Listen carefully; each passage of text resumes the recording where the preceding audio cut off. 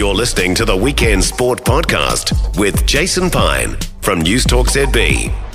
PJ Watkins is with us ahead of Otago's next match against Northern today. How happy are you, PJ, with how things are going? They're going really well in your first season with the Otago side. Yeah, so happy actually. Didn't really expect it to go as well as it did, but kind of just been sticking to my plans really, and it's paid off. But yeah, really enjoying my time out here and with the Sparks. It's such a lovely team and everyone's been so welcoming. Tell us about your decision to move to New Zealand. How did this all come about? So basically, I was playing club cricket in Christchurch last year, kind of on my gap year, had finished school in the UK and thought, you know, it's something I want to do, go and do a bit of travelling, play some cricket. Basically, was over there playing club cricket and got in touch really with Felicity, who also plays in the Sparks. She was the captain of my club team and kind of planted the idea that it's possible to kind of move over here really. So I played a game against Otago A for Canterbury A, and Craig Cumming, our head coach, kind of had a look at me and then got in touch with me, and here we are, you know. Talked over the phone a lot at kind of silly hours of the day, like his evening, my morning. And yeah, kind of all got it done apart from each other. Met Craig and Steve over in the UK, and then come September, here I am. Well, it's a big move. A big move. Are you happy though? You're happy with the way it's worked out? Has it been an easy side to fit into? Yeah, definitely. Such a nice group of girls, all kind of around my age group as well. I'm one of the youngest, but kind of they've all taken me under their wing, really. Hayley Jensen's been very much kind of my mentor. She also lives in the same flat as me, so nice and easy to chat to and kind of go to and from training together. But she's kind of halfway through her injury at the moment, well, coming to the end of it.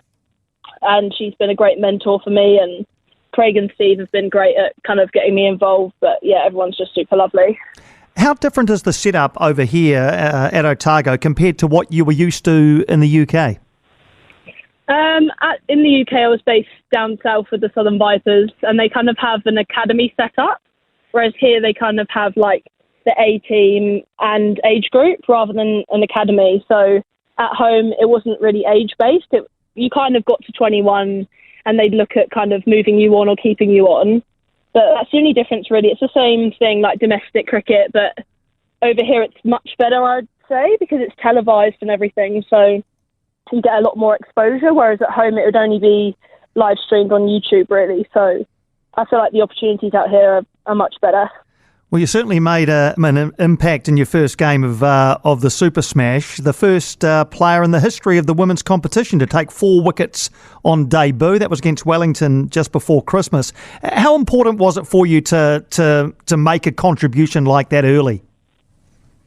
I'd say for me, I kind of feel the pressure also to perform, really. They've brought me over, they've put so much effort into me, and kind of that pressure to perform is quite high. But again, they've been so lovely. On my debut, they were just like, you do you, play your game and you'll get wickets. And yeah, it just turned out to be a lovely day. My parents were also over from the UK, so it was lovely to have them there on such a nice day.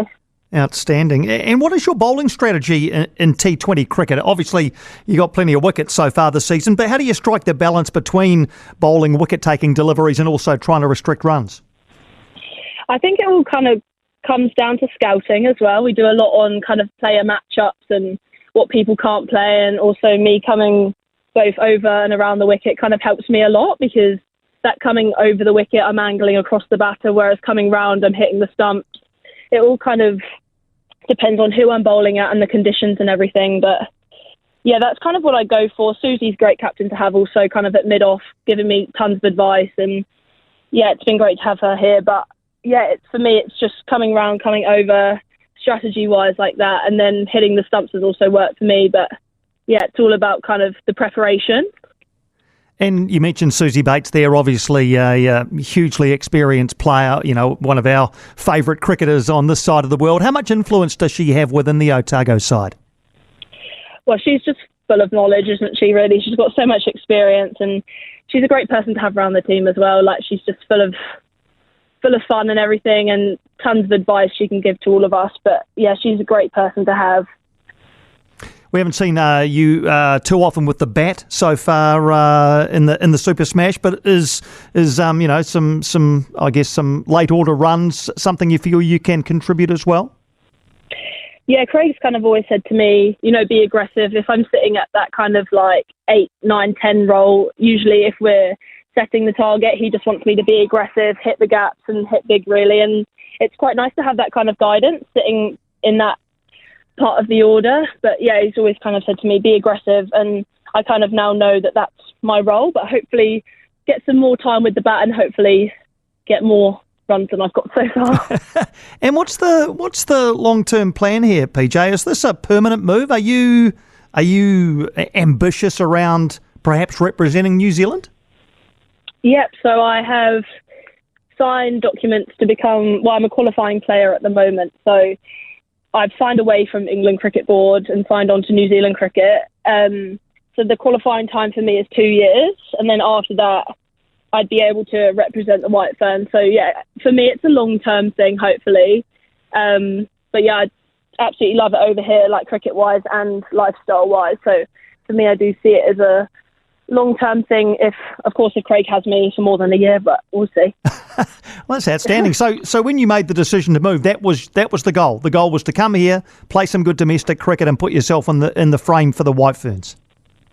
Yeah, exactly. And Craig's kind of given me that platform to do that. And yeah, like I said, it's just been a great move for me personally, getting more exposure and kind of more time on the pitch than I was getting at home. But yeah, hopefully for me, if it all goes well, it's a long-term thing, but I'm just going to take each year as it comes, really. Well, we could do with the left arm quick. That's good. That's you're in